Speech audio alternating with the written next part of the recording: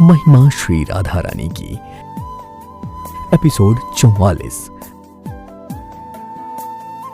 अब तक आपने देखा, शंखचूर्ण से तुलसी कहती हैं, आप जो भी हो आदर सहित यहाँ से चले जाएं, क्योंकि कुलीन पुरुष किसी भी साध्वी कन्या से एकांत में बातचीत नहीं करते।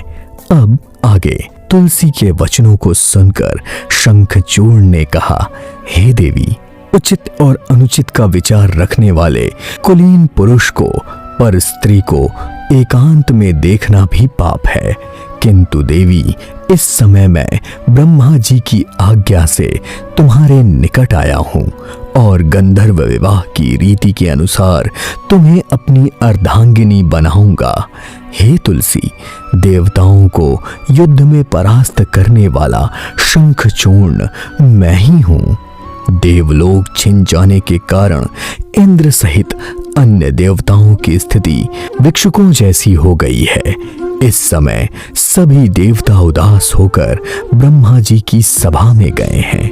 हे देवी, गोलोक धाम में मैं भगवान श्री कृष्ण जी के 8 प्रमुख पार्षदों में से श्रीदाम नामक गोप था और तुम उसी परमात्मा भगवान श्री कृष्ण जी की प्रेयसी राधा रानी की प्रिय सखी तुलसी थी।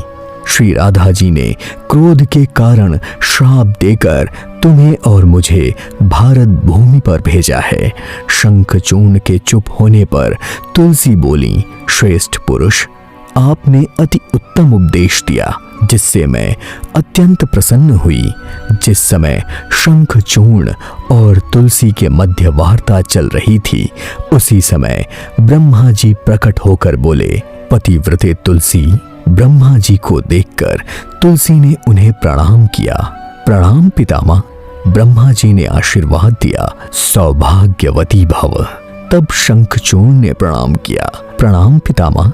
शंखचूर्ण को विजयी भव का आशीर्वाद देने के पश्चात ब्रह्मा जी ने तुलसी से कहा, पुत्री, ऐसे गुणवान पुरुष को पति रूप में प्राप्त करना स्त्री के लिए सौभाग्य की बात है।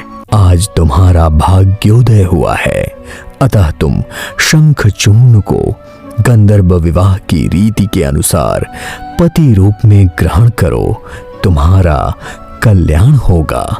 ब्रह्मा जी का आदेश मानकर तुलसी ने कहा, जो आज्ञा पितामह। तत्काल ब्रह्मा जी के हाथों में 2 सुंदर पुष्पहार आ गए।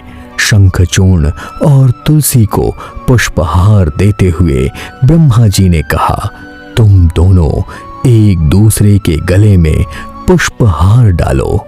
इस तरह शंखचूर्ण और तुलसी का विवाह कराकर ब्रह्मा जी अपने लोक चले गए। जिस समय ब्रह्मा जी ब्रह्मलोक पहुंचे, उसी समय इंद्र सहित सभी देवता ब्रह्मलोक में प्रकट हुए। सभी देवताओं को एक साथ आया हुआ देखकर ब्रह्मा जी आश्चर्य से बोले, इंद्रदेव आप? तब इंद्रदेव बोले, पितामह, आप तो सर्वज्ञाता हैं। आप तो जानते ही हैं कि इंद्रासन छिन जाने के कारण हम देवताओं की स्थिति भिक्षुकों जैसी हो गई है। इंद्रदेव के वचन को सुनकर ब्रह्मा जी गंभीर स्वर में बोले, हम जानते हैं देवराज, महाबली शंखचूर्ण ने आपको पराजित करके इंद्रासन पर अपना अधिकार कर लिया है, जिस कारण आप श्रीहीन होकर इधर उधर भटक रहे हैं। किंतु मेरे पास आपकी समस्या का समाधान नहीं है। मैं तो सृष्टि का सृजन करता हूँ, संहार करता तो देवाधिदेव महादेव हैं, अतः हमें उन्हीं के पास चलना चाहिए। उसके बाद ब्रह्मा जी सहित सभी देवता कैलाशपुरी गए, किंतु यह क्या, भगवान भोलेनाथ समाधि में लीन थे। ब्रह्मा जी ने देवताओं की ओर देखकर कहा, न जाने कब भोलेनाथ समाधि से बाहर आएंगे। देवताओं की समस्या के समाधान हेतु शिव जी ने क्या किया, देखिए अगले एपिसोड में धर्म सिनेमा YouTube चैनल पर। देखते रहिए महिमा श्री राधा रानी की। 1000 से भी अधिक एपिसोड्स